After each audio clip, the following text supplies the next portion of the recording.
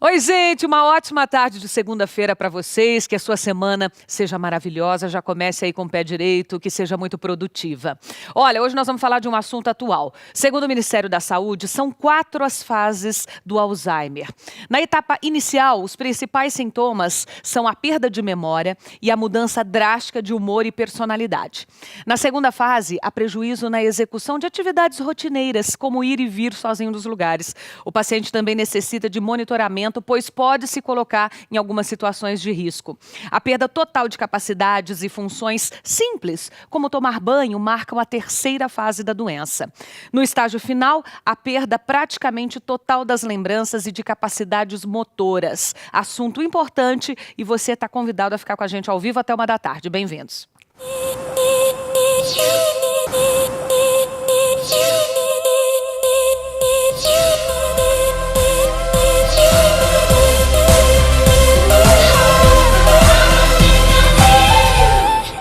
E nós escolhemos um profissional muito reconhecido, renomado, para dividir com a gente um pouco, compartilhar a sabedoria de ensinar e de contar como têm sido os casos de Alzheimer, doença que cresce cada vez mais no Brasil. Márcio Camada. Ele é especialista em clínica médica e geriatria. Márcio, bem-vindo, viu? Boa tarde. Boa tarde, querido. Antes de mais nada, obrigado pelo convite. Muito obrigada a você por ter aceito.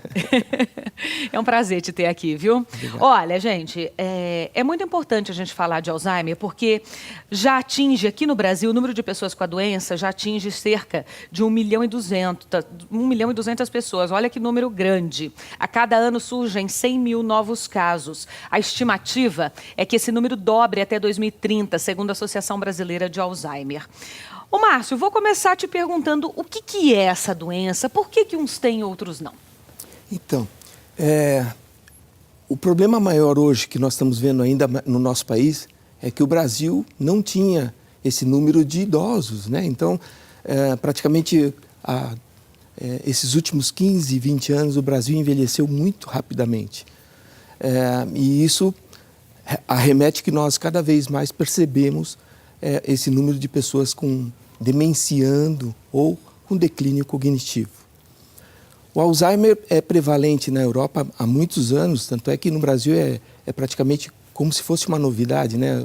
As pessoas antigamente falavam muito da caduquice, da pessoa ficar... Que já era o Alzheimer, exatamente. Só que não tinha esse nome. Como a gente não tínhamos pessoas que tinham longevidade, né? O Brasil, até a década de 40, 50, a longevidade era uma coisa que era para o europeu, era para o povo japonês, enfim. E você que está assistindo, a gente sabe disso. Antigamente a gente dizia assim, os jovens, né? Puxa, fulano tem 40, 50 anos, já está velho. Hoje a gente tem 40 anos e fala, não, mas peraí, eu sou super jovem com 40 anos. Essa questão da longevidade, hoje as pessoas vivem muito mais. Você falou um negócio incrível que é bem isso. Antigamente as pessoas usavam esse termo, e aquele senhor ali da esquina está caduco. Exatamente. E, na verdade, a gente não tinha noção ainda mais no nosso país, que a medicina preventiva nunca foi tão fácil, nunca tivemos muito essa facilidade.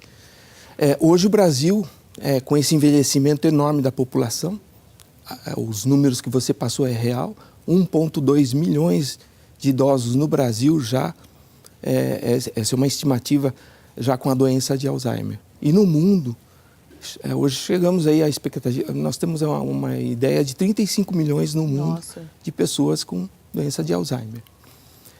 A doença de Alzheimer cursa, né, como você disse, em fases diferentes. Infelizmente, muitas vezes as famílias demoram para ter essa noção que o idoso está esquecido, que ele está se atrapalhando. E nos consultórios, infelizmente, acaba aparecendo ou no grau 2 ou no grau 3. Ou seja, quando ele já passou 2 a 3, até 4 anos de evolução da doença, e aí, quando os familiares ou as pessoas que vivem percebem que a pessoa está com declínio cognitivo, aquela perda de memória imediata, ele passa a repetir o momento todo, se engana, né? Esquece das coisas, onde pus a chave, endereço, às vezes vai na feira, faz uma feira, esquece a mercadoria. Mas é esses muito são comum isso.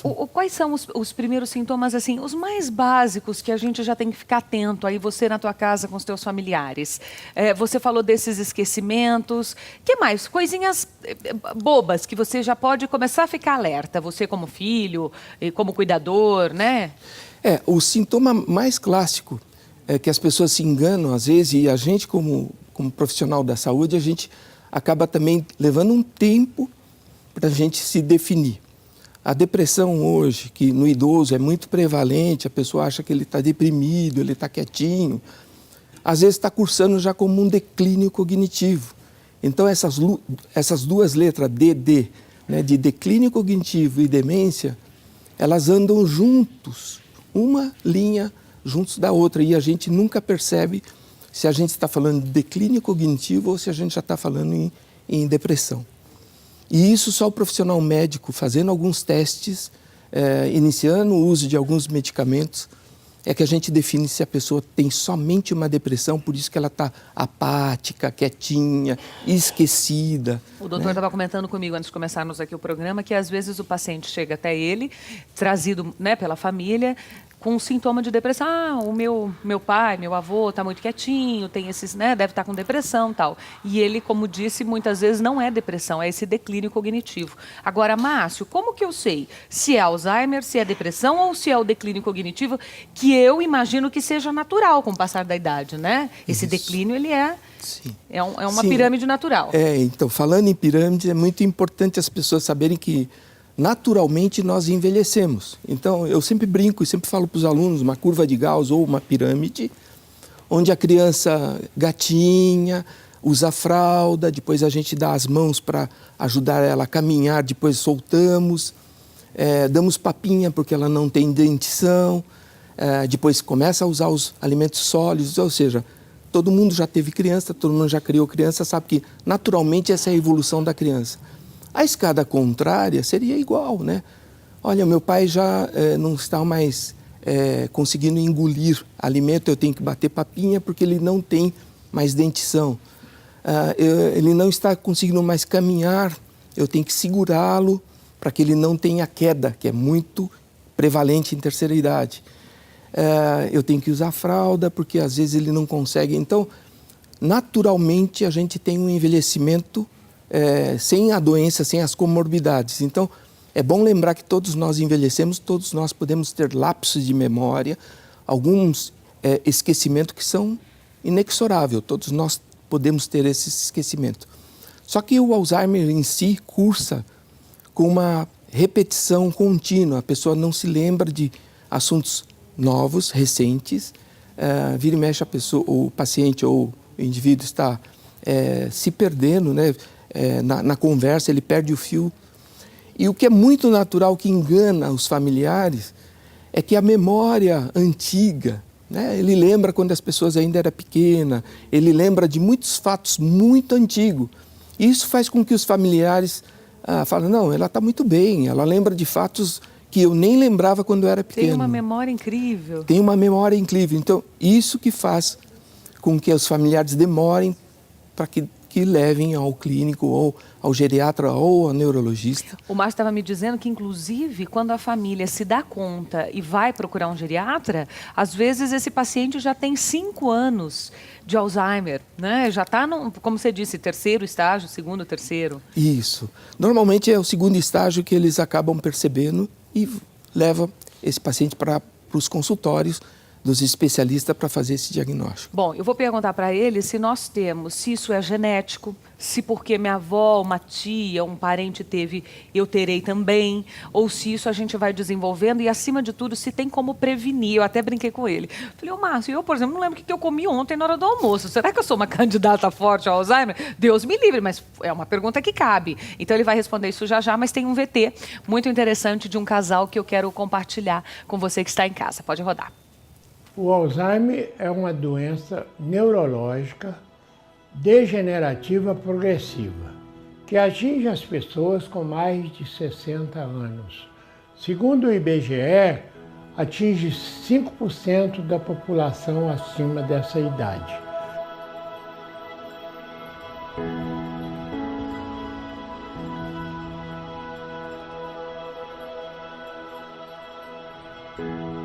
nós tivemos uma vida normal, de casal bem-sucedido, e aí nós fomos surpreendidos pela doença e procuramos entender a doença e cuidá-la da melhor forma possível.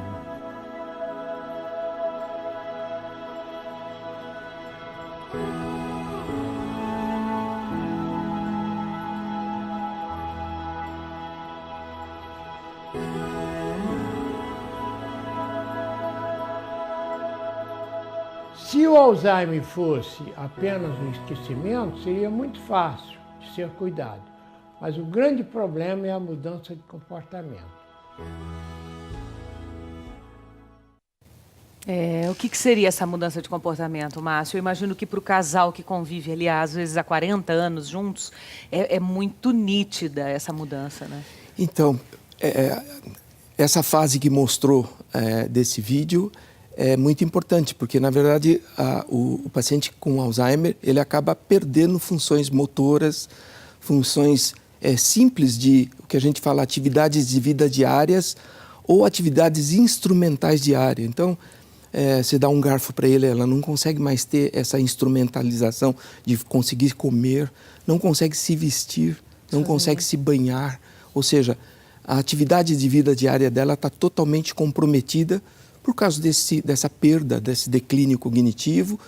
É uma doença degenerativa, então ela dificilmente a gente consegue retroagir. Não temos hoje esse tipo de processo. O que é importante que mostrou no vídeo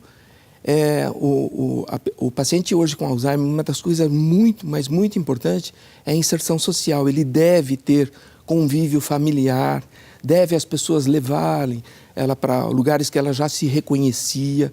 Isso dá uma importância, é muito melhor que qualquer medicamento hoje. As pessoas ficarem sempre em volta das pessoas que já estão com declínio cognitivo. Você sabe porque isso só remete sempre a uma boa memória, começa a melhorar. Não, quanto mais você deixar em casa quietinho, pior é. O isolamento dessas pessoas, inclusive, eu falei fora para você que deixar uma pessoa alzheimeada em frente de uma televisão é crime, porque, na verdade, ele diminui maior a chance dele ficar com cognição, o declínio ser maior. Então, a gente pede exercícios, um monte de todos os serviços hoje a gente faz exercícios cognitivos, desde um caça-palavras, palavras cruzadas, aqueles que fazem soma, as mulheres que conseguem ainda fazer tricô contando, que elas estão contando. Esse é o melhor remédio hoje. E você trabalhar a tua cabeça, a tua atividade mental e tua atividade física. Exatamente. A atividade física é fundamental, tanto é que a gente, para que ela não perca essa função de caminhar, muito porque eles perdem facilmente e tem queda e acaba tendo outros problemas, a gente sempre está mobilizando esse paciente para que ele faça exercício, atividades físicas. E como você colocou, a parceria da família é fundamental. Eu assisti na semana passada uma entrevista do Bial com as Galvão, né, ícones da nossa música sertaneja, e uma delas está com Alzheimer, e mesmo durante a entrevista ela se perdia em algumas colocações, tal, e a irmã sempre ali do lado, e eu imaginei como deve ser fazendo show, porque ela pode esquecer a letra da música, mas a irmã dando um suporte extraordinário. Ao mesmo tempo, um rapaz deu um depoimento de um livro que fez sobre o avô, a avó, não me recordo ao certo, e ele disse o mais difícil, porque acho que ele foi meio criado por esse avô, foi o dia em que eu cheguei e ela falou: eu não sei quem é você, eu sei que eu te amo. E ele se emocionou bastante, e a gente estava assistindo também, porque essa relação da família é muito próxima. E eu acho que para um marido, para um filho, quando chega nesse estágio de você olhar para aquela pessoa e ela não te reconhecer, aí deve ser bem doloroso, né, doutor? Sim.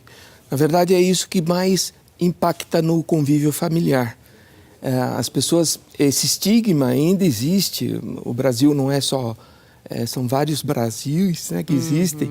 Então, na verdade, esse estigma ainda existe, que ele está caduco, que ele só faz coisas ruins, porque, na verdade, quando chega numa fase não medicado, ele passa a ter atitudes inapropriadas, porque, na verdade, isso faz parte, inclusive, dessa doença.